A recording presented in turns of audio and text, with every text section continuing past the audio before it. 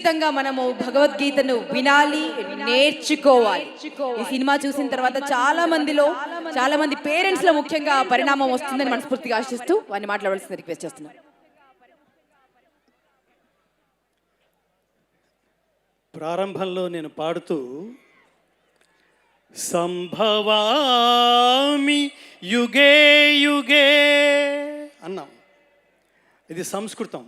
దీనికి అర్థం తెలియడం కోసమే ఏ కాలంలో ధర్మానికి నష్టం జరుగుతుందో, ఏ కాలంలో ధర్మానికి హాని కలుగుతుందో ఆ సమయంలో పరమాత్ముడి క్యారెక్టర్ ఏమిటంటే, పరమాత్ముడి ఆలోచన విధానం దుష్ట శిక్షణ, శిష్ట రక్షణ, ధర్మ సంరక్షణ. దీన్ని నిలబెట్టేందుకు పరమాత్ముడు ఒక అవతారం తీసుకుంటాడు, కొన్ని సోల్స్లోకి ప్రవేశిస్తాడు. అలా ప్రవేశించిన సోల్సే ఖచ్చితంగా ఎవరి దగ్గరికి తీసుకువెళ్తే ధర్మం కరెక్ట్గా జనాల్లోకి వెళుతుందో, ఎవరైతే కరెక్ట్గా తీసుకువెళ్ళగలరో ఆయనే శ్రీ బోయపాటి శ్రీను గారు. మనస్ఫూర్తిగా అభినందనలు. ఆయన నాకు స్టోరీ చెప్తున్నప్పుడు మనకి ఛాందోగ్యోపనిషత్తు ఒక గొప్ప మాట చెప్తుంది, తత్వమసి అని. తత్ త్వం అసి అంటే అదే నీవు అయి ఉన్నావు. అంత డెడికేషన్తో చేస్తే మాత్రమే ఈ ధర్మం జనాల్లోకి వెళ్తుంది. ఇది సినిమా అనుకుని దీని ఎంటర్టైన్మెంట్ అనుకుంటే చాలా పొరపాటు మిత్రులారా. ఇందాక మా మిత్రులతో కలిసి అనుకుంటున్నప్పుడు శివరాత్రి 2 నెలల ముందే వచ్చిందన్న ఒక దివ్యమైన అనుభూతి కలిగింది మాకు.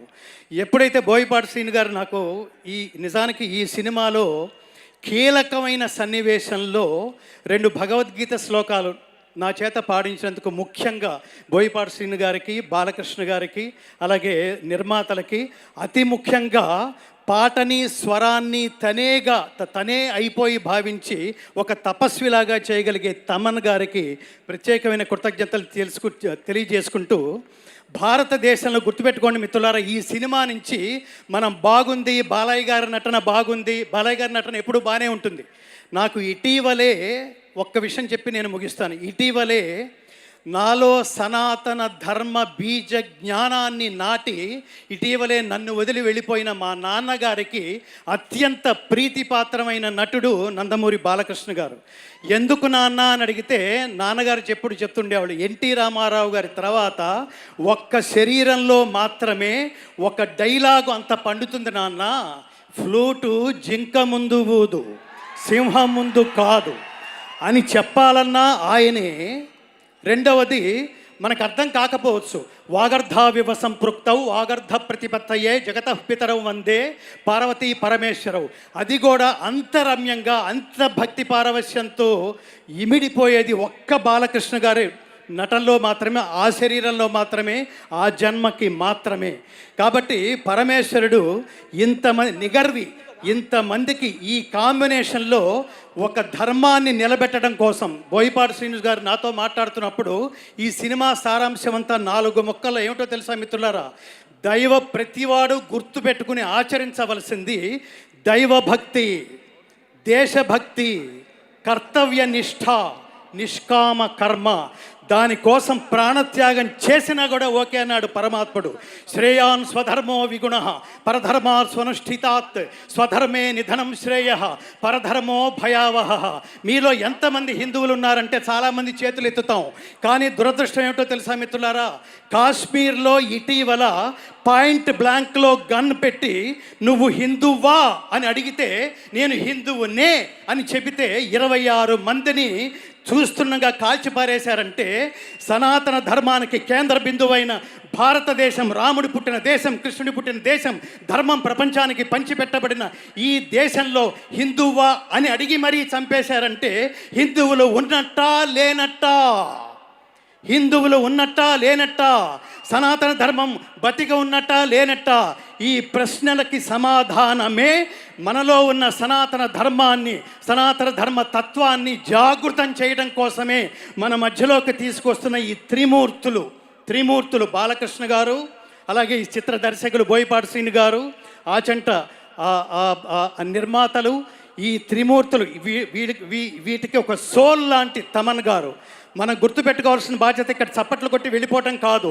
ఈ సినిమా నా దృష్టిలో ఎంటర్టైన్మెంట్ విత్ ఎన్లైటన్మెంట్, అంటే వినోదంతో కూడిన ఆత్మజ్ఞానం, కోట్ల సినిమాలు వస్తే అలాంటి వాటిలో ఇలాంటి సినిమాలు రేరెస్ట్గా ఉంటాయి మిత్రులారా.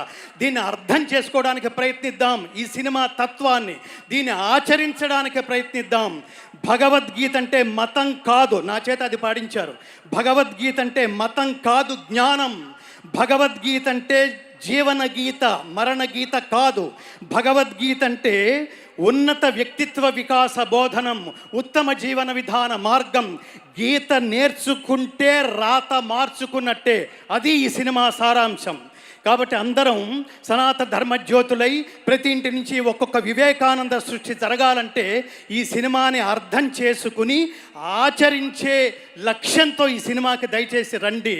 ఇది తప్పకుండా నా దృష్టిలో ఇది మనుషులు సెలెక్ట్ చేసుకున్న సినిమా కాదు మిత్రులారా, మనుషులు తయారు చేసుకున్న కథ కూడా కాదు, పరమాత్మ ఎంచుకున్న యూనిట్ వీళ్ళు.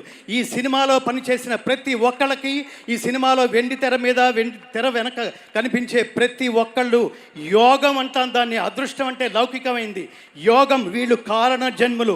ఇలాంటి సినిమాలు మళ్ళీ మళ్ళీ మళ్ళీ మళ్ళీ రావాలని, ఇలాంటి సినిమాలు కరెక్ట్గా లైన్లో నాకు అనిపిస్తోంది ఈ ఆవేశంలో.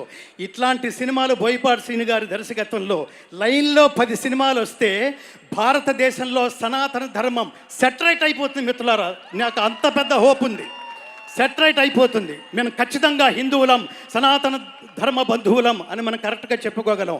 అంతటి విశేషమైన ఈ సినిమాలో నాకు భగవద్గీత శ్లోకాలు, నేను ఇంత ఆవేశంగా గట్టిగా ఎందుకు మాట్లాడుతున్నానంటే సనాతన ధర్మానికి దెబ్బ తగిలితే నేను ఊరుకోలేను. ఎందుకంటే I have dedicated my entire life to propagate the essence of Bhagavad Gita through out the world.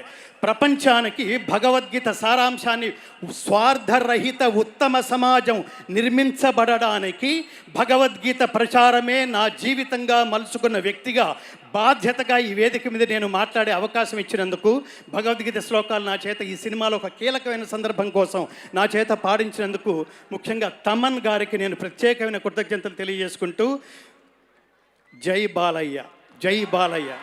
ఇందాక ఒక పాటలో పాటంతా ఒక ఎత్తు, ఆయన ఓం నమ శివాయ అని ఆ గొంతులో మాత్రమే శ్లోకం పండుతుంది మిత్రులారా. శతాయుష్మాన్ భవ, శతమానం భవతి, శతాయు పురుష శతేంద్రియ ఆయుష్యేవేంద్రియే ప్రతిష్టతి, సంపూర్ణ పరమాత్మానుగ్రహ ప్రాప్తిరస్తు. అందరూ చెప్పండి, జై శ్రీరామ్, జై శ్రీకృష్ణ, ఓం నమ శివాయ, భారత్ మాతాకి. ధర్మం అంటే సర్వజన బంధువే హిందువు. హిందువు అనేది మతం కాదు మిత్రులారా. ఇది గుర్తుపెట్టుకుని అందరినీ కలుపుకుంటూ సనాతన ధర్మజ్యోతులై ప్రకాశింతురుగాక. జై శ్రీకృష్ణ. సర్వే జనా సుఖినో భవంతు.